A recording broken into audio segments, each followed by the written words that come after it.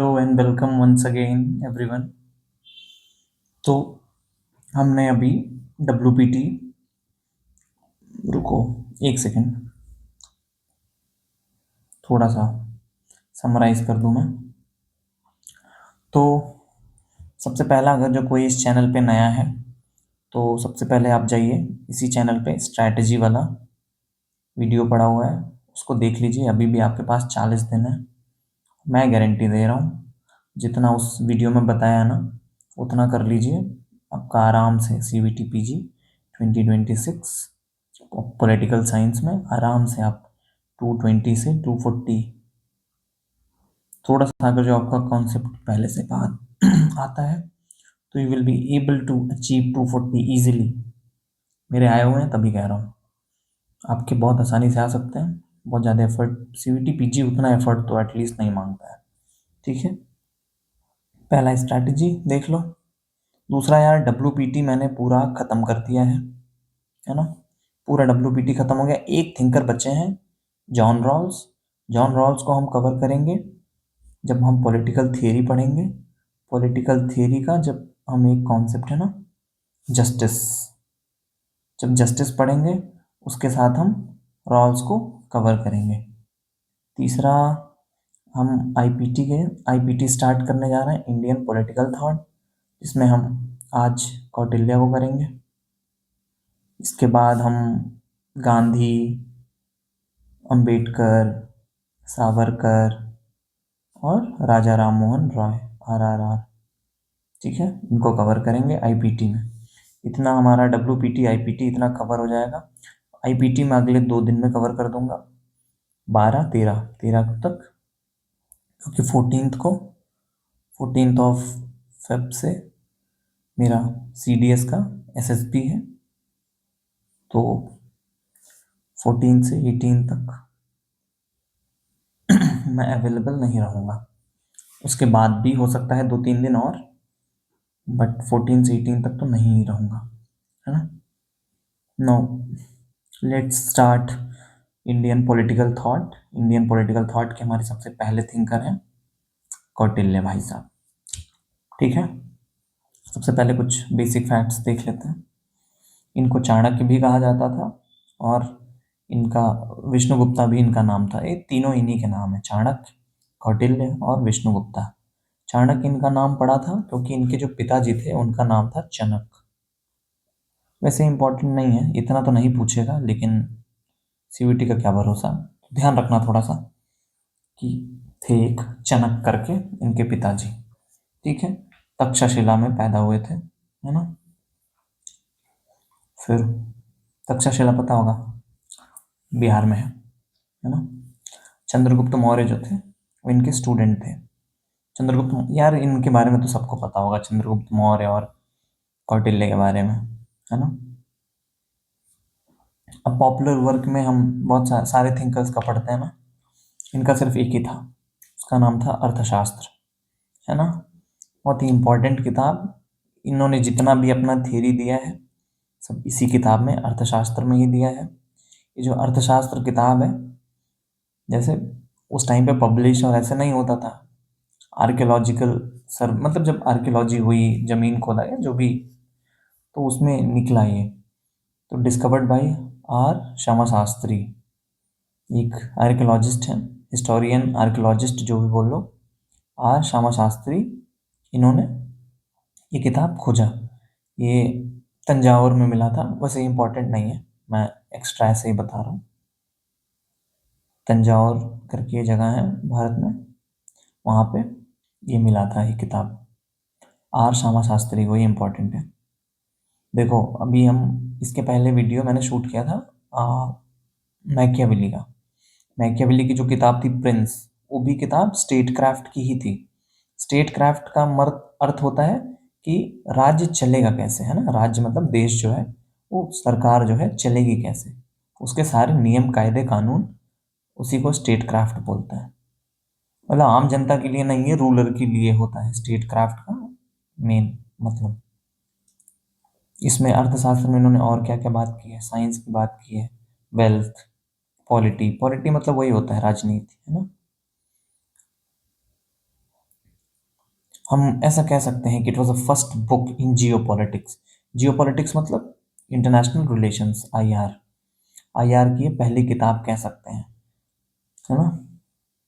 IR के पहले thinker, पहली किताब, क्योंकि इन्होंने जो थियरीज दी है ना, अभी हम आगे पढ़ेंगे, आपको पता चलेगा कैसे वो प्रेजेंट कॉन्टेक्स्ट में जो थियरीज हैं, रियलिज्म हमारी, balance of power, strategic alliance, ये सारी चीज़ों के बारे में ये कितने 375 BC, देख रहे हो कितना पुराना। चलिए फिर आते हैं हम थियरी ऑफ स्टेट पे। स्टेट के बारे में इनका ओपिनियन क्या था, हमने पढ़ लिया ना, बेसिक फैक्ट इनकी किताब। उस किताब में इन्होंने स्टेट क्राफ्ट डिफाइन किया है।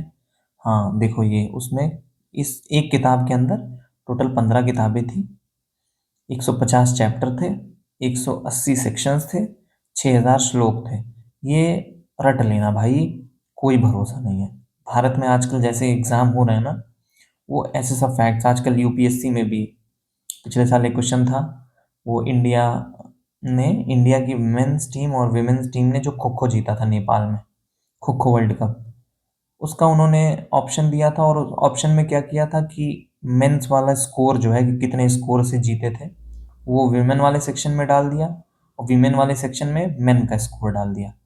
इतना करंट अफेयर भी कोई नहीं पढ़ता है। और अगर जो इफ़ यू आर एक्सपेक्टिंग, या तुम एग्जाम ले रहे हो एक सिविल सर्वेंट का, कि कोई आके कल को सिविल सर्वेंट बनेगा, आप क्या चाहते हो, वो ये सब फैक्ट याद करे चल के अब, मतलब इट्स इलॉजिकल ना।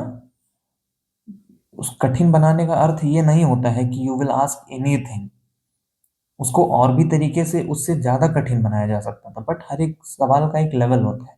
अब जो पेपर बनाने वाले हैं उनका भी लेवल नहीं बचा है, और पेपर का तो लेवल कहाँ से ही होगा, वो भी रील देख रहे हैं, और रील देख के ही रील वाला पेपर बना रहे हैं। एसएससी सीजीएल का जो पेपर आया था, पता ही होगा कितना बवाल हुआ था उस पे, कि क्या ही सवाल दिए थे। फिर जो डायरेक्टर साहब थे उन्होंने बोला कि it's a virgin question, ChatGPT से पेपर बन रहा है। ठीक है, हाँ छोड़िए, no extra discussions, I am really sorry.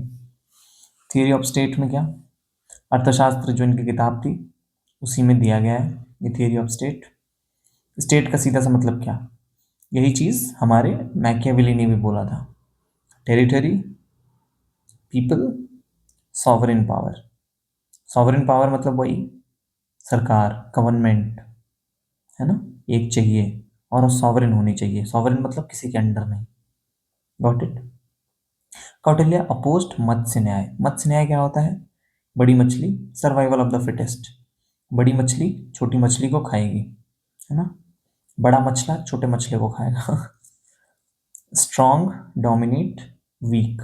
Okay, तो ही डिस्क्राइब्ड, फिर इन्होंने जो स्टेट को डिस्क्राइब किया है वो अपने इन्होंने एक थियरी दी थी, सप्तांग।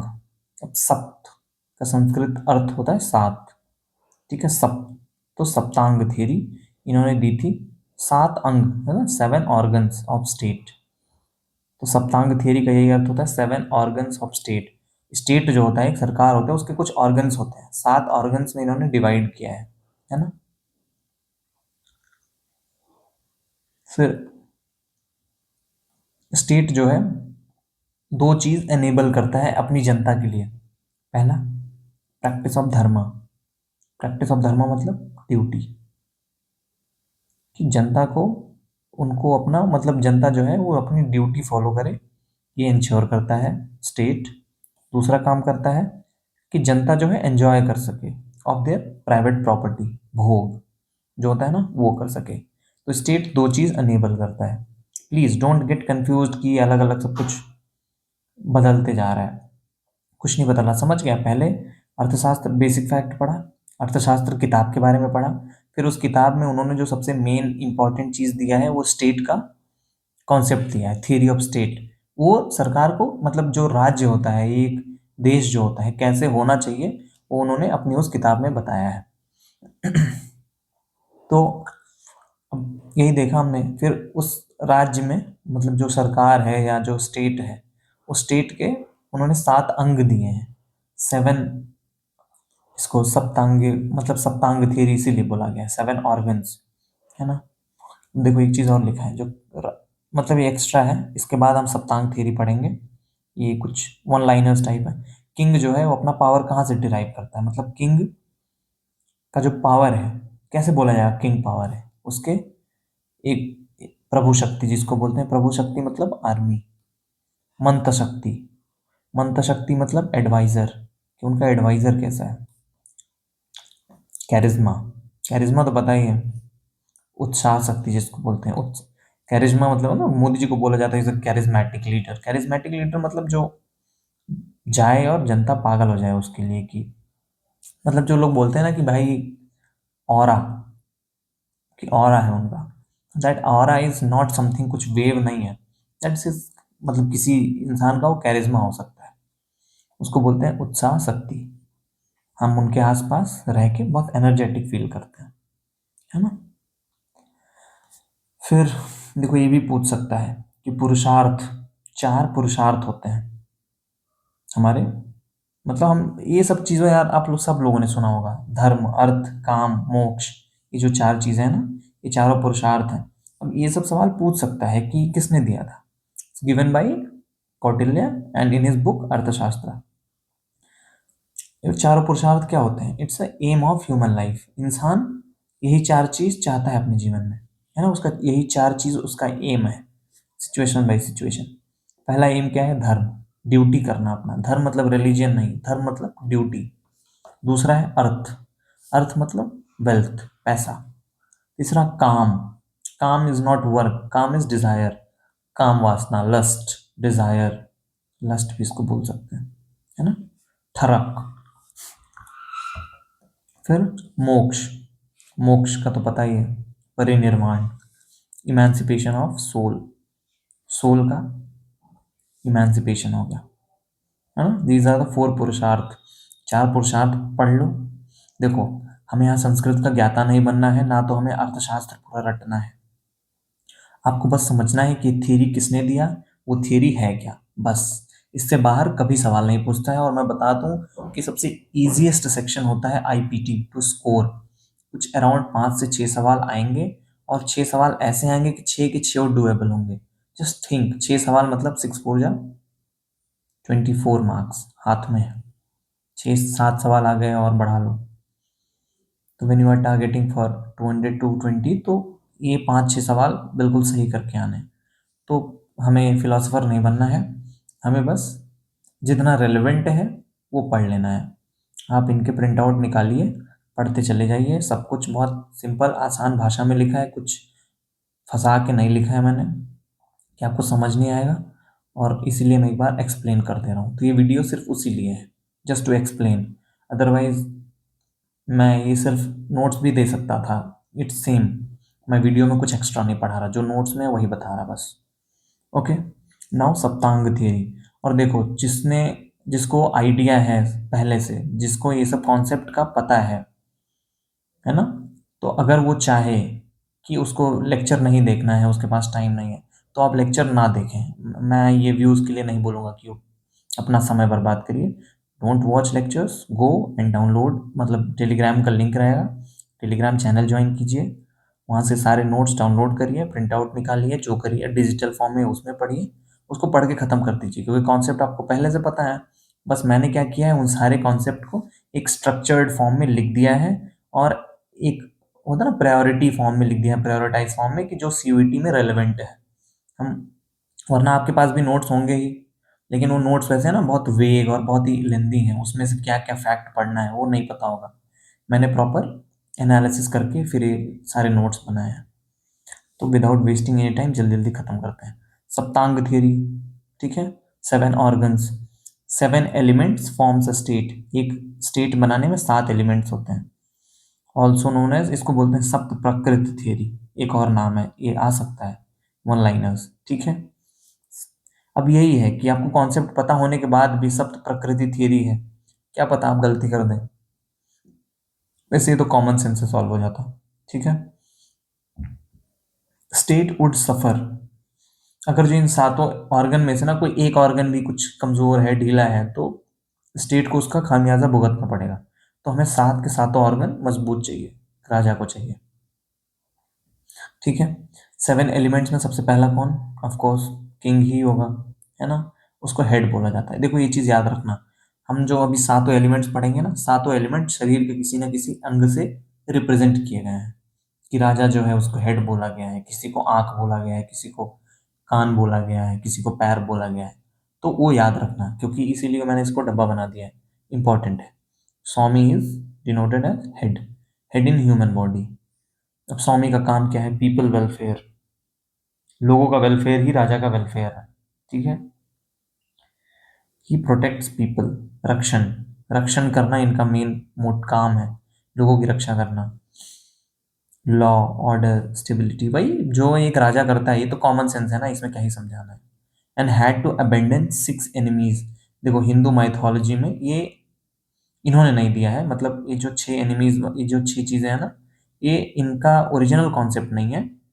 बट इन्होंने बोला है कि राजा को इन 6 एनिमीज जो हैं, 6 दुश्मन, इनसे बच के रहना है। अबेंडन मतलब इनको छोड़ना है, इनको गिव अप करना है, इससे ऊपर उठना है। ये हिंदू माइथोलॉजी में ऑलरेडी प्रेजेंट थी। और ये 6 क्या क्या है? काम, काम वही लस्ट, है ना। क्रोध, अभी सब पढ़ा होगा, काम, क्रोध, मद, लोभ। ये 4 तो ऐसे याद होंगे आपको। 2 और आ गया, मोह और मत्सर्या। पहला है काम, मतलब लस्ट, डिजायर, कामुकता या काम वासना, जो भी बोल लो। क्रोध, एंगर, लोभ, ग्रीड, मद, प्राइड। अब ये 3 तो आप वैसे ही पता होगा, मतलब इसका मीनिंग ऐसा भी पूछ सकते हैं ना, द टर्म मदा डिनोट्स या सिग्निफाइज, तो आपको पता होना चाहिए। मदा मतलब प्राइड। अब प्राइड के साथ और भी कुछ लिख सकता है, मान लो ईगो लिख दिया, तो यू शुड नो कि जैसे मान लो ऑप्शन में दिया है प्राइड, दिया ही नहीं है बट ईगो दिया है, तो you have to choose the closest option. तो ईगो वहां पे मार देना है, जो प्राइड से सबसे करीब ऑप्शन हो, है ना। मोह, मोह मतलब अटैचमेंट होता ही है कि मोह, ये शब्द भी सुना ही होगा। और होता है मत्सर्य, दैट इज जेलसी। ओके, दो ही याद करने में दिक्कत होगा, एक मद और एक मत्सर्य, बाकी सब तो पता ही होगा ऑलरेडी। फिर दूसरा कौन है? दूसरा एलिमेंट क्या है? ऑर्गन, अमात्या। अमात्या मतलब मिनिस्टर्स, जो वहाँ पे ऑफिशियल्स ऑफिसर्स होंगे, है ना, जो मंत्री होंगे। इनको क्या बोला जाता है राज्य के? ये है आंख, eyes, eyes of the state. इनका काम क्या है? They advice to king, day to day governance. अब देखो इन्होंने बोला ना कि लॉयल और कॉम्पिटेंट मिनिस्टर, लॉयल, लॉयलिटी पे इन्होंने बहुत ध्यान दिया है। इन्होंने बोला, इसलिए इन्होंने बोला था कि हमेशा, क्या कहते हैं, मतलब एक एडवाइजर मत रखना या 2 एडवाइजर मत रखना, ऑलवेज कीप। और इन्होंने राजा को सजेस्ट किया है कि ऑलवेज कीप 3 और मोर देन 3 मिनिस्टर्स, 3 और 4। वही इन्होंने बोला कि 2 होने से ना दोनों मिली भगत करके राजा को गिरा देंगे, लेकिन 3 मिनिस्टर होंगे, 4 मिनिस्टर होंगे ना, तो 4 मिनिस्टर, जैसे मान लो कि गठबंधन सरकार बनानी है। अब बिहार में मान लो गठबंधन है, अभी एनडीए जो अलायंस है, हम सिर्फ 2 मेजर पार्टी को लेते हैं, हम चिराग पासवान और जो आरएलएम पार्टी है उनकी, उपेंद्र कुशवाहा की, उसको साइडलाइन करते हैं। हम सिर्फ 2 पार्टी लेते हैं, एक नीतीश कुमार की जेडीयू और एक मतलब बीजेपी। इन दोनों का अलायंस है, तो आराम से प्रेम से चल रहा है मान लो। वैसे नीतीश जी पे तो काफी प्रेम है, लिव इट ऑफ। तो मान लो एकदम अच्छे से दोनों सरकार है, मतलब दोनों लोग अच्छे से चला रहे हैं। मान लो एक तीसरी पार्टी है जनसुराज, उसके भी अच्छा खासा से है ना, बराबरी पे, मान लो सबके 40-40 सीटें आ गई या 50-50 सीटें तीनों के आ गए, तीनों को मिला के 150 बन रहे हैं। कोई 2 अकेले मिलके सरकार नहीं बना पाएगा। अब यहाँ पे ना कंसेंसस बनाना, जिसको बोलते हैं सर्वसम्मति, बहुत मुश्किल होगा। क्यों? क्योंकि तीनों लड़ेंगे कि नहीं नहीं हमारा मुख्यमंत्री होगा। नीतीश जी बोलेंगे हम, भाई हम तो फेमस है ना पलटू चाचा के नाम से। बीजेपी बोलेगा कि क्यों, तुम्हें क्यों बनाया, हम भी बनेंगे। इधर जनसुराज वाले बोलेंगे नहीं नहीं हमें बनना है। तो इसीलिए इन्होंने बोला था कि हमेशा 3 काउंसलर या उससे ज्यादा, सॉरी 3 मिनिस्टर्स या उससे ज्यादा रखना, क्योंकि वो फिर गैंग अप नहीं कर पाएंगे तुम्हारे खिलाफ। 2 होने से गैंग अप कर लेंगे, कि डिवाइड कर लेंगे, 3 होने से विवाद होगा, 4 होने से और विवाद होगा, तो राजा सेफ रहेगा, है ना। तो साथ में उन्होंने बोला था कि लॉयल होना चाहिए, कॉम्पिटेंट, ये नहीं, निकम्मे नहीं होने चाहिए, है ना। फिर तीसरा है जनपदा। जनपद मतलब जानते होंगे, हम लोग के यहाँ पे जनपद मतलब डिस्ट्रिक्ट बोला जाता है, जिला, जनपद। तो जनपद इज जना मतलब पीपल एंड टेरिटरी दोनों। It's a legs of state, है ना। It's a economic base, of course territory उस टाइम पे एग्रीकल्चर ही होता था, तो it's a economic base. People क्या थे? Real strength of state. State की रियल स्ट्रेंथ कौन है? पीपल। वो हर स्टेट के हैं, लोग ही नहीं रहेंगे किसको रूल करेंगे आप? दुर्ग, दुर्ग यार, एक तो अंग्रेजी वालों ने, क्या बताऊं, हिंदी के शब्दों का क्या कर रखा है। दुर्ग को दुर्गा लिखना पड़ रहा है, जनपद को जनपदा, कोश को कोशा, अमत्य को अमत्या। तो फोर्ट, दुर्ग, पता है इसको आर्म्स बोलेंगे ना, ये पावर, आर्म्स ऑफ स्टेट, दुर्ग। फिर it's for security of treasury, जो राजकोष है, ट्रेजरी, उसको बचाना है। अब ये भी इंपॉर्टेंट है, चार टाइप्स ऑफ फोर्ट जो इन्होंने बताए अपने अर्थशास्त्र किताब में। पहला औदक, औदक होता है जो आइलैंड में फोर्ट बनाया जाए। आइलैंड मतलब जो है ना, एक जमीन का टुकड़ा है और उसके किनारे किनारे पूरा पानी भरा हुआ है, तो यहाँ पे कोई फोर्ट बनाया जाए जो पूरा पानी से चारों तरफ से घिरा हो, तो उसको बोलते हैं औदक। दूसरा होता है पर्वत फोर्ट, माउंटेन, पर्वत। धनवन मतलब डेजर्ट फोर्ट, डेजर्ट में बनाया जाए। वन मतलब फॉरेस्ट। सबसे डिफिकल्ट टू कैप्चर कौन सा होता है? पर्वत वाला। ओके। फिर कोशा, कोशा मतलब ट्रेजरी, इसको माउथ ऑफ द स्टेट बोलते हैं। ध्यान रखते जाना सब पीछे वाला, है ना, बहुत ज्यादा है नहीं यार, बहुत आसान है, ये सब सबको पता होता है। ट्रेजरी का काम क्या होता है, ये पढ़ाने की जरूरत है। या फोर्ट होने से क्या बचेगा, ये पढ़ाने की जरूरत है। राजा कैसा होना चाहिए, उसके फंक्शंस कैसे होने चाहिए, पढ़ाने की जरूरत है। ये सब तो आपको पहले से ही पता होगा, बस आपको पता होना चाहिए कि 7 एलिमेंट्स थे, ये थे। कोश को माउथ बोलते हैं, किसको पैर बोलते हैं, किसको हेड बोलते हैं, ये पता होना चाहिए बस। ओके। तो it's a mouth of the state. अब जो कोश है ना, ये हमेशा सफिशिएंट होना चाहिए टू मीट एनी इमरजेंसी और नेचुरल कैलामिटी। अभी भी हमारे कंट्री में हम जब बजट बनाते हैं, तो एक तो कंसोलिडेटेड फंड ऑफ इंडिया होता है, सीएफआई, जो प्रॉपर बजट में जो भी इस्तेमाल होता है, यूज जो गवर्नमेंट पैसे लेती है वो कंसोलिडेटेड फंड ऑफ इंडिया से लेती है। लेकिन एक फंड है, जिसने भी पढ़ा होगा इंडियन गवर्नमेंट एंड पॉलिटिक्स, उसको ये चीज पता होगी, कंटिजेंसी फंड। कंटिजेंसी मतलब होता है इमरजेंसी की, इमरजेंसी सिचुएशन के लिए वो जो फंड है ना, हर साल बजट से पैसे निकाल के कुछ प्रेसिडेंट के पास जमा कर दिए जाते हैं एज ए कंटिजेंसी फंड, कि कल को कुछ इमरजेंसी सिचुएशन आया, कुछ ऐसा आया जो होता है ना, सरकमस्टेंसेस, मैकियावेली का फॉर्चूना बोल रहे हैं, ऐसा कुछ आया, तो उस टाइम पे हम उसका इस्तेमाल करेंगे। Got it? तो उसको रखना है, कंटिजेंसी वाला फंड रखना है, याद रखना है इससे। सोर्सेज ऑफ इनकम क्या क्या थे? Tax, trade, agriculture. ओके। अब आ गया दंड, डंडा लिखा है, बाला, दो दो शब्द हैं ये, याद रखना, बाला और डंडा, दैट इज आर्मी, है ना। It's a brain of the state, army. अब इसमें कौन कौन आता है? आर्मी आता है, पुलिस आता है, इनका काम क्या है? To protect state, enforce law, maintain order. पता ही होगा आर्मी पुलिस क्या करती है।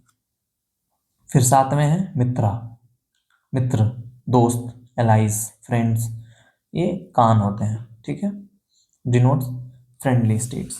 देखो, इन्होंने एक चीज भी बोला है बहुत क्लियर, नो परमानेंट फ्रेंड्स। हम इंटरनेशनल रिलेशन में बोलते हैं ना कि इन आईआर, इन मतलब geopolitics, there are no permanent friends and no permanent enemies, there is only permanent interest.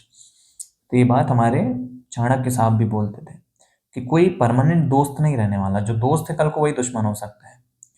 तुम्हारे खिलाफ समक्ष मजबूत बन के खड़ा होगा तो उसको मारना ही पड़ेगा, ऐसा ये बोलते हैं भाई, मैं नहीं कह रहा यार। ठीक है। फिर आता है, हाँ, कौटिल्य क्या बोलते हैं? No single limb is sufficient, कोई अकेला सफिशिएंट नहीं है, कि राजा बहुत ताकतवर है बट गरीब हैं, या उनके मिनिस्टर्स चोर हैं, तुम ताकतवर होके भी हार जाओगे। ठीक है, weakness in one weakens all. समझ रहे हो, ये सातों चीज राजा को स्ट्रांग रखना है अपना, तभी कुछ हो सकता है। अकेले हो राजा, कितना भी वॉरियर हो, कुछ नहीं हो सकता। फिर कौटिल्य के आइडियाज ऑन फॉरेन पॉलिसी। कितना टाइम हो गया? 24 मिनट में, 40, 35-40 मिनट में ये भी खत्म हो जाएगा। ठीक है। फॉरेन पॉलिसी के मामले में कौटिल्य का आइडिया क्या था? ये पढ़ना बहुत ज़रूरी है। इसमें दो थियरीज आएंगी। एक आएगा षटगुण नीति, षष्टगुण नीति भी बोलते हैं, शतगुण नीति भी बोलते हैं। षष्ट मतलब, संस्कृत में षष्ट मतलब होता है सिक्स, है ना। तो सिक्स एलिमेंट पॉलिसी या सिक्स फोल्ड पॉलिसी आएगा। षटगुण नीति या षष्टगुण दोनों शब्द यूज होते हैं, है ना, तो ध्यान रखना। पहले छोड़ो। फॉरेन पॉलिसी में कौन, राजा ही तो होगा जो फॉरेन पॉलिसी बनाएगा, जो सरकार होती है, स्टेट। तो king should aim to be chakravarti samrat. राजा को एक ही एम होना चाहिए कि उसको चक्रवर्ती सम्राट बनना है। चक्रवर्ती सम्राट मतलब यूनिवर्सल रूलर, पूरे विश्व का रूलर। इंडिया में अगर जो चक्रवर्ती सम्राट किसी को बोलना है तो कौन, अशोक हुए थे, चंद्रगुप्त भी थे चक्रवर्ती सम्राट, अकबर बाद में हुआ।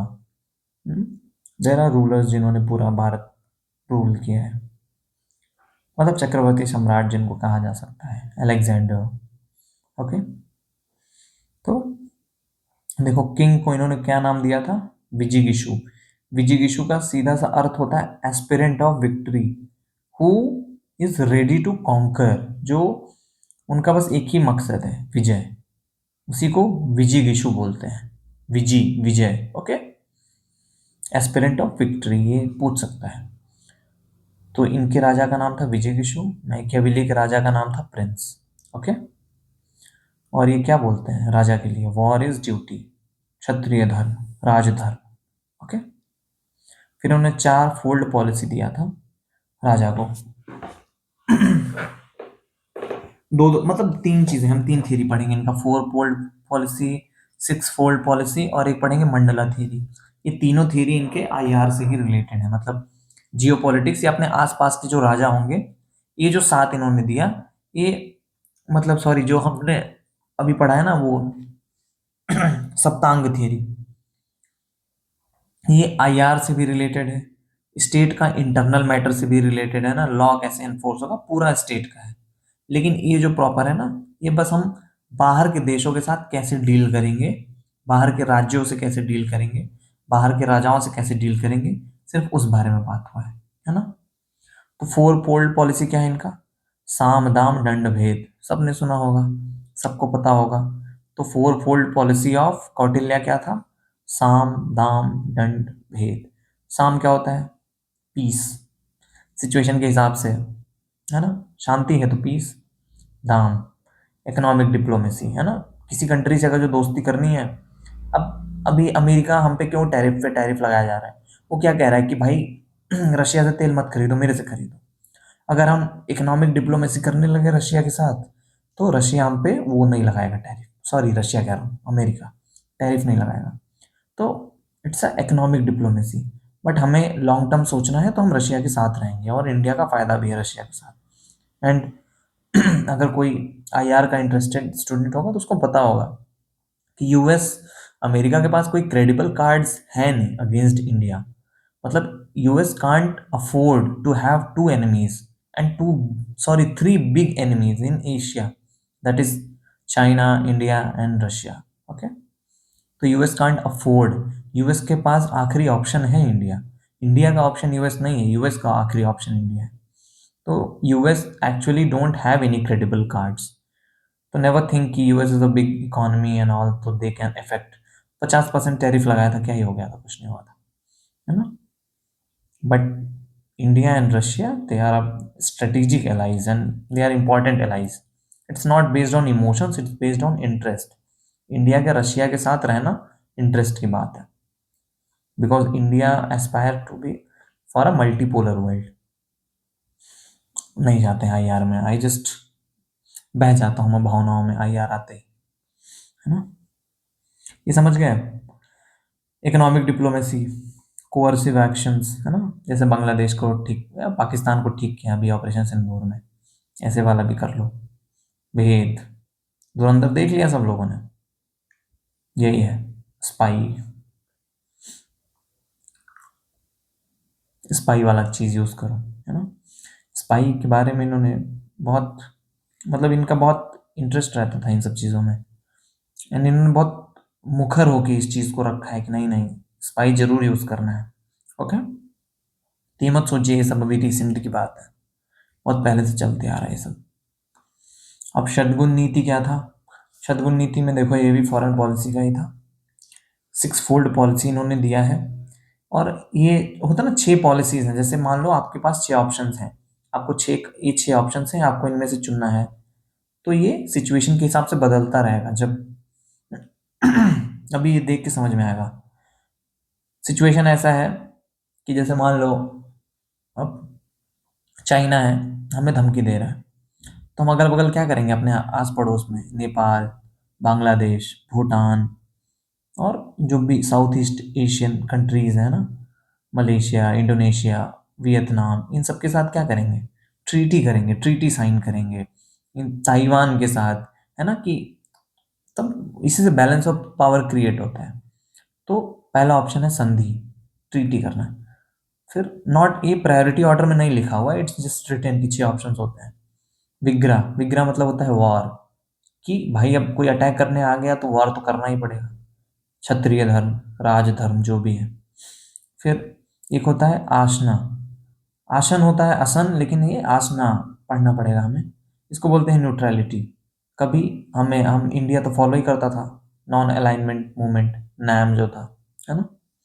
तो हम जब सिचुएशन वैसा था तो हमने ये फॉलो किया। फिर एक होता है याना। याना मतलब होता है प्रिपेयरिंग फॉर वॉर, मार्चिंग। अब सब बोलेंगे ये कौन सी पॉलिसी है? तो एक एग्जांपल देता हूँ। 1971 war, India versus Pakistan. Pakistan के साइड कौन कौन? पूरा यूरोप, मतलब पूरा नाटो कंट्रीज जो है ना, यूरोप, अमेरिका, यूएसए, ये सब लोग इंडिया के खिलाफ। अमेरिका अपना वेपन्स प्रोवाइड कर रहा है, अपना शिप प्रोवाइड किया पाकिस्तान को, है ना। और एक हिसाब से सोच लो कि जो यूएस की नेवी नेवी फ्लीट थी उधर बे ऑफ बंगाल पे आ चुकी थी, है ना। They have just.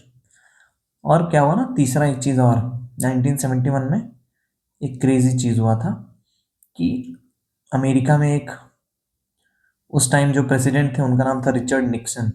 और निक्सन के एक एडवाइजर थे हेनरी किसिंजर, अभी जल्दी उनकी मृत्यु हुई है। कुछ मतलब 99 या 98 साल के होके मरे हैं। And he was very wicked man, very wicked human being, but he was a ultimate realist. बहुत भयंकर लेवल पे रियलिस्ट थे वो।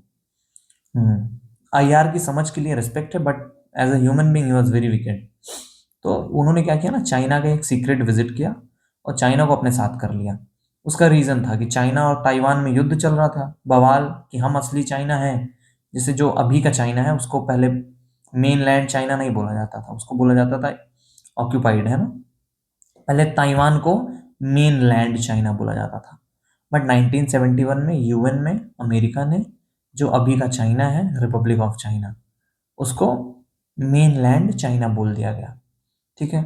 तो चाइना ने क्या किया, अपनी जो आर्मी थी ना पूरी, वो उधर लद्दाख रीजन, अक्साई चीन एरिया में और इधर अरुणाचल तक पूरी लगा दी थी नॉर्मल।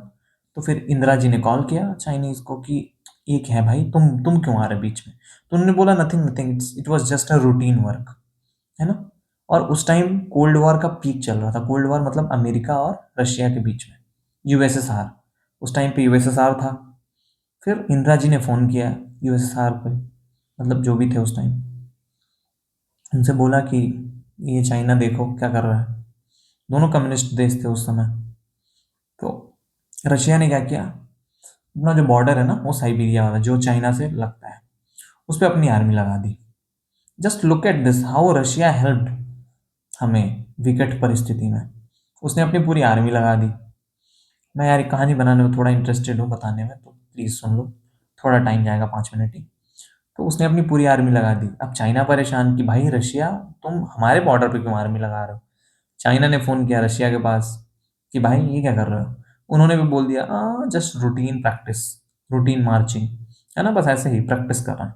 तो दैट इज कॉल्ड ये ना, प्रिपेयरिंग फॉर वॉर, मार्चिंग, है ना। बस वॉर कर नहीं रहे हैं, लेकिन सामने वाले को डराने के लिए we are just preparing for war. Okay. कहानी मजा है। 1971 फिर रशिया ने तो क्या किया था पता ही है, अपनी नेवल फ्लीट जो थी, सेवेंथ फ्लीट, वो लगा दिया था sorry, seventh fleet was US का था। मतलब रशिया ने अपने न्यूक्लियर उसके साथ लोडेड मिसाइल्स भी भेजी थी उसमें। अमेरिका डरा, अमेरिका पीछे हुआ। इंडिया तब तक बांग्लादेश पे अटैक नहीं किया था, मतलब बांग्लादेश में जब, तब तक बांग्लादेश नहीं बना था, पाकिस्तान ही वहां पे था, मतलब ईस्ट पाकिस्तान। तब तक इंडिया इंतजार कर रहा था कि अटैक करें कि ना करें। इधर से ये लोग धमकी दे रहे थे, यूएस की नेवी लगी हुई थी यहाँ पे, यूरोप के देश। तब तक इंडिया अटैक नहीं कर रहा था, लेकिन जब रशिया ने ऐसा किया, अगले दिन अमेरिका के प्रेसिडेंट जो उस समय थे रिचर्ड निक्सन, उनका एक इंटरव्यू आता है और उस इंटरव्यू में कहते हैं कि we are with Pakistan with our whole heart. जब वो ये चीज़ बोलते हैं, इंडिया समझ जाता है कि अब यूएस अटैक नहीं करेगा हम पे। क्योंकि देखो भाई, यूएस बहुत सारे लोगों ने, जैसे हेनरी किसिंजर जो थे ना, किसिंजर या किसिंजर, बहुत सारे अलग प्रोनाउंसिएशन है, वो भी ऐसा बोलते थे कि यूएस का दुश्मन होना तो it's dangerous, but to be a friend of US it's fatal. आप यूएस के दोस्त हो ना, तो आपसे बुरा हाल किसी का नहीं है। सेम चीज हुआ पाकिस्तान के साथ। पाकिस्तान ने उम्मीद किया, उन्होंने बोला कि हम पाकिस्तान के साथ हैं। जब यूएस ये सब ओपन स्टेटमेंट देने लगता है, तो देश सब समझ जाते हैं कि बस इनका हो गया, अब ये नहीं अटैक करेंगे। फिर इंदिरा जी ने ठोक दिया पाकिस्तान को। दो देश बन गए, पाकिस्तान और बांग्लादेश। और ये बांग्लादेशी अनग्रेटफुल ना, ungrateful people should never take for grant, मतलब मैकियावेली भाई को याद करो। हाँ, छोड़ो छोड़ो, आगे बढ़ते हैं। फिर यह ना पढ़ लिया। फिर एक पांचवा है समसराया, दैट इज अलायंस। फिर एक होता है द्वंद्वी भाव। देखो, द्वंद्वी भाव मतलब होता है ना डुअल पॉलिसी, एक हैंड पे पीस, एक वॉर, मतलब वॉर एंड पीस दोनों साथ में भी चल सकता है। तो ये षष्टगुण नीति है, छः छः छः बताया। संधि, विग्रह, आसना, यना, समशराया और द्वंद्वी भाव। द्वंद्वी भाव मतलब dual policy, policy of peace and policy of war एक साथ भी चल सकता है। हमने अलग अलग पढ़ा था ना। तो फॉरेन पॉलिसी जो है सर्कमस्टेंसेस के हिसाब से चेंज होती रहती है। With this we can say Kautilya was a realist. Realist भी यही मानते हैं कि ये जो फॉरेन पॉलिसी है, इस सिचुएशन के हिसाब से बदलनी चाहिए, कुछ आइडियोलॉजिकल वो नहीं होना चाहिए कि नहीं नहीं हम तो मरते दम तक साथ रहेंगे, ये सब बकवास नहीं। ठीक है। फिर इनका एक थियरी है, मंडला थियरी, काफ़ी फेमस थियरी है मंडला थियरी। ठीक है। मंडला थियरी का देखो बेसिक एजम्पशन यही है कि जो नेबर में है वो एनिमी है, नेबर का नेबर जो है वो दोस्त है। जैसे इंडिया के नेबर में पाकिस्तान हमारा एनिमी, इंडिया और अफगानिस्तान, मतलब पाकिस्तान का नेबर अफगानिस्तान भी हुआ ना, तो दोनों दुश्मन हुए, और इंडिया और अफगानिस्तान दोस्त हो गए। समझ गए? तो दोस्त मतलब दुश्मन का दोस्त हमारा दोस्त, यही है कहने का मतलब। इसमें 12 टोटल हैं, 12 कैरेक्टर्स हैं। आप उन कैरेक्टर्स को पकड़िए, एक तरीके में याद करिए, जैसे कुछ नाम है ना, उसी में बार बार जोड़ के आएंगे नाम, मतलब आसानी होगा पढ़ने में। पहला तो किंग होता है, विजिगिशु, वही ना, वुड बी कॉन्करर, चक्रवर्ती बनने के फिराक में है। सराउंडेड बाई मेनी स्टेट्स, बहुत सारे स्टेट होते हैं। अब ये मंडला थियरी के थ्रू पता चलेगा कि कौन स्टेट हमारा दुश्मन है, कौन स्टेट हमारा इनडायरेक्ट दुश्मन है, कौन सा स्टेट हमारा है ना दोस्त है। तो सबसे पहला फ्रॉम फ्रंट। फ्रॉम फ्रंट मतलब जो हमारे डायरेक्ट दोस्त या दुश्मन है, डायरेक्ट दोस्त या दुश्मन। Got it? तो जो एनिमी है ना, जो इमीडिएट होगा विजी गिशु के, मतलब हमारे बॉर्डर के जस्ट बाद वाला जो बॉर्डर होगा, दैट इज एनिमी। ओके। फिर दूसरा है, देखो मित्रा प्रकृति है, सिर्फ मित्रा भी आप याद कर सकते हैं। मित्रा क्या होगा? फ्रेंड ऑफ विजी गिशु, एक दोस्त होगा, दुश्मन। फिर एक मतलब चौथा कैरेक्टर एक है अरिमित्रा, दुश्मन का दोस्त। फिर मित्रा मित्रा, मित्र का मित्र। समझ में आ रहा है? राजा, ठीक है, राजा का एक दोस्त एक दुश्मन। ठीक है। फिर फिर वो जो दुश्मन है उसका भी तो कोई दोस्त होगा, पाकिस्तान का चाइना, अफगानिस्तान का ईरान मान लेते हैं। ठीक है। तो ईरान हमारे लिए क्या हुआ? ऐसे कंट्री का नाम लिखते चलते हैं, थोड़ा आसानी रहेगा। एरी क्या हुआ हमारा? पाकिस्तान। हम अभी चाइना को दुश्मन नहीं मानते हैं, ठीक है, जब तक ट्रम्प है तब तक। फिर मित्र किसी को मान लेते हैं, किसको माने? चलो, अफगानिस्तान, ठीक है। अफगानिस्तान हमारा दोस्त है, और सच में है। अफगानिस्तान एरी मित्रा, एनिमी का दोस्त। पाकिस्तान का दोस्त कौन है? चाइना, जो इंडिया पे है। फिर मित्रा मित्रा, अफगानिस्तान का दोस्त ईरान मान लेते हैं, ठीक है। तो ईरान हमारा इनडायरेक्ट दोस्त हुआ, समझे? अफगानिस्तान, इंडिया, ईरान जुड़ते जा रहे हैं, पाकिस्तान, चाइना। फिर एरी मित्रा मित्रा, एनिमी के दोस्त का दोस्त, समझ रहे हो? अब चाइना का भी कोई दोस्त होगा, तो चाइना का दोस्त किसको माने? कौन सी कंट्री? चाइना के तो कोई दोस्त भी नहीं है, सोच रहे हो? चाइना के पास जो सबसे बड़ी कमी है ना, उसके पास पैसा है, उसके पास हार्ड पावर है, उसके पास टेक है, सब कुछ है। बट द मतलब जो एक मेन कंपोनेंट है जहां पे चाइना वीक है, वीक या वीकेस्ट है, दैट इज सॉफ्ट पावर। कोई कंट्री चाइना पे भरोसा नहीं करती है, तो हम ये कोई सा भी कंट्री मान लेते हैं। चलिए यार, कोई कंट्री इसका साथ ही नहीं देती। नॉर्थ कोरिया मान लेते हैं, हमारा किंग जोंग भाई जो भी है ना, नॉर्थ कोरिया मान लो इसका। अभी समझ में आ गया? एरी मित्रा, एरी मित्रा, मित्रा मित्रा, एरी मित्रा मित्रा, समझ रहे हो?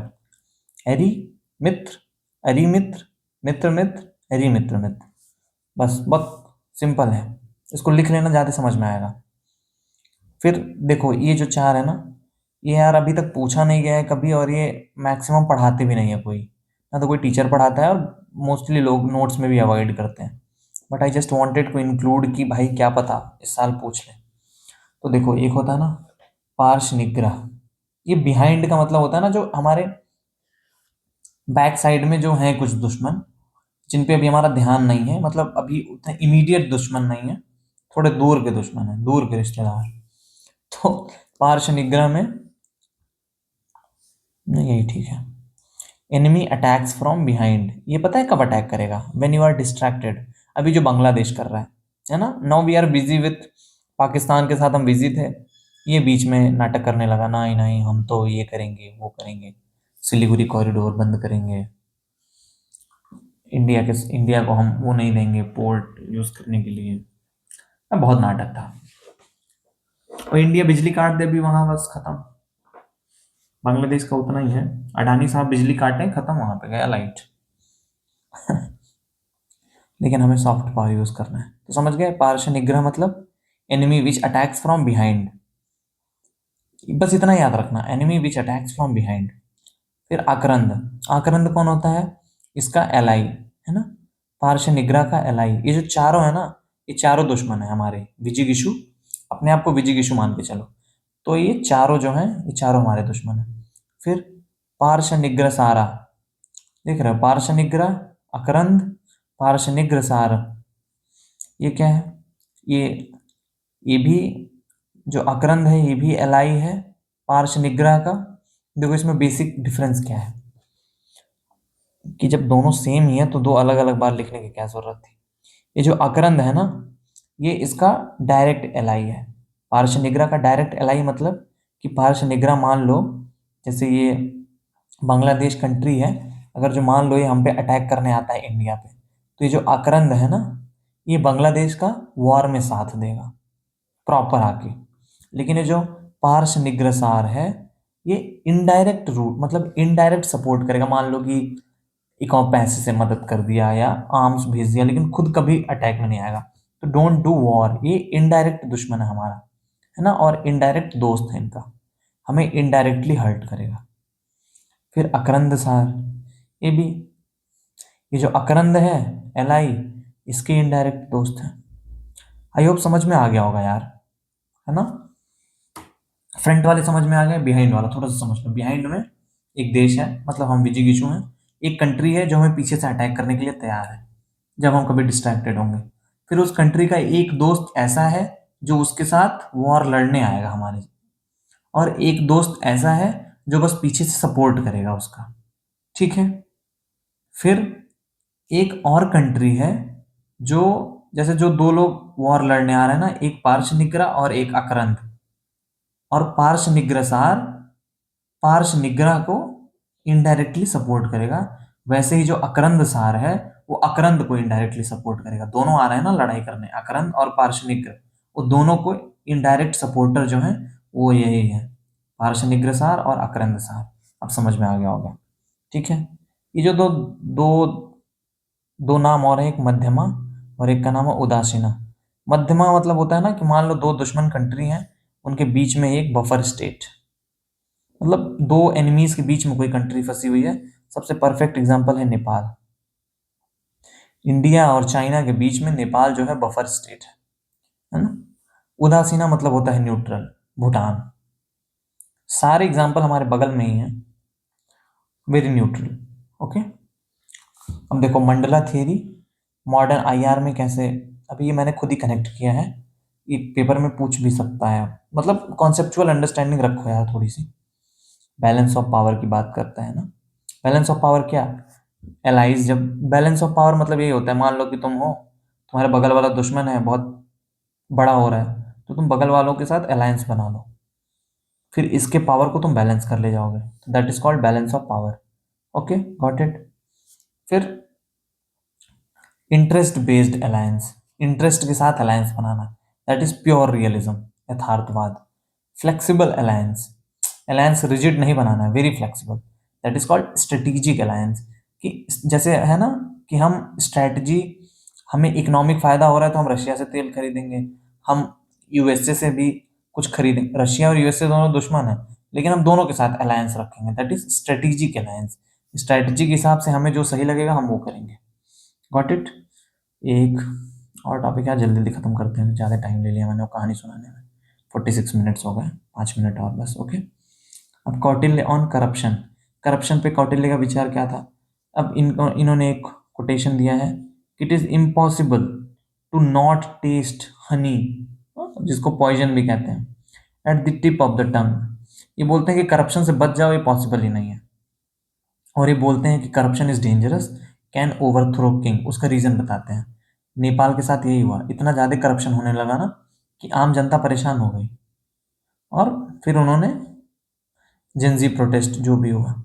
ओके, देखो सरकारें करप्शन करती हैं, भारत में भी करती हैं, लेकिन भारत वाले सर करप्शन पता है कैसे करते हैं। दरवाजा तो बंद है, मतलब अंदर क्या चल रहा है आपको नहीं पता, लेकिन वो विंडो खोल देते हैं, आपको लगता है कि नहीं नहीं हमें भी सब पता है, बल्कि हमें पता बहुत कम ही होता है। लेकिन वही जो थोड़ा सा पता होता है ना, उसी वजह से भारत में ऐसा कुछ रेवोल्यूशन टाइप नहीं होता है, क्योंकि ये लोग मतलब वो खिड़की खोल के करप्शन करते हैं कि आपको थोड़ा सा दिखते रहे कि अच्छा किसी पे कार्रवाई हुआ, अच्छा वो पॉलिसी में एटलीस्ट हम लोग करप्ट नहीं है। ओके, रीजन ऑफ करप्शन क्या बताते हैं ये, ह्यूमन नेचर और टेम्पटेशन। इंसान की नीयत वैसी है, टेम्पटेशन थोड़ा लुभावना लगता है ना। फिर प्रैक्टिकल अप्रोच टू हैंडल, कैसे करप्शन को हैंडल करें। पहला, डायरेक्टली हार्म मटेरियल वेलबींग, मतलब समझ रहे हो कि जो वो चोरी कर रहा है उसका मटेरियल चोट करो उसको, मतलब हाथ पैर तो जो तोड़ना है तोड़ो ही, पनिशमेंट तो देना ही देना है। और कौटिल्य का भाई अगर जो दंड नीति पढ़ लिया आप लोगों ने, मैं बता रहा हूँ कि आजकल के जो क्रूएल लोग हैं वो कांप जाएंगे। कौटिल्य की जो दंड नीति है बहुत डेंजर। ठीक है, फिर पैसा कॉन्फिस्केट कर लो, प्रॉपर्टी जब्त कर लो, ऐसा सब। जो सूचक होते हैं ना, विसल ब्लोअर जिनको बोलते हैं, कि जिन्होंने उजागर किया कि ये इधर करप्शन चल रहा है, उनको रिवॉर्ड करो। फिर कुछ कुछ स्टेटमेंट थे इनके, in the happiness of a subject lies the Kings happiness. ठीक है, प्रजा सुखी तो राजा सुखी, power is the basis of the state. Okay, a ruler without spice is blind, जासूस, एस्पिनाज जो भी बोलते हैं। देखो इन्होंने एक कोटेशन मुझे अच्छा लगा तो मैंने लिख दिया, education is the best friend, an educated person is respected everywhere, education beats the beauty and the youth. Okay, बस इतने ही थे हमारे कौटिल्य साहब। 49 मिनट 50 मिनट का वीडियो बना है। ठीक है, जल्दी जल्दी जाओ इसको खत्म करो आईपीटी। कल हम गांधी और सावरकर खत्म कर देंगे, फिर हम अंबेडकर और राजा राम मोहन रॉय अगले दिन खत्म कर देंगे। ठीक है, तो बस, राम राम, शब्बा खैर, खुदा हाफिज, जो भी है। सब कुछ अच्छे से पढ़िए, एफर्ट पूरा है, कंटेंट में कोई डाउट नहीं, चिल होके पढ़िए, मौज से पढ़िए। कंटेंट सब एकदम वैसा ही बना है कि उसके बाहर कुछ आएगा आएगा नहीं। ठीक है, चिल करो यार इतना। चलो।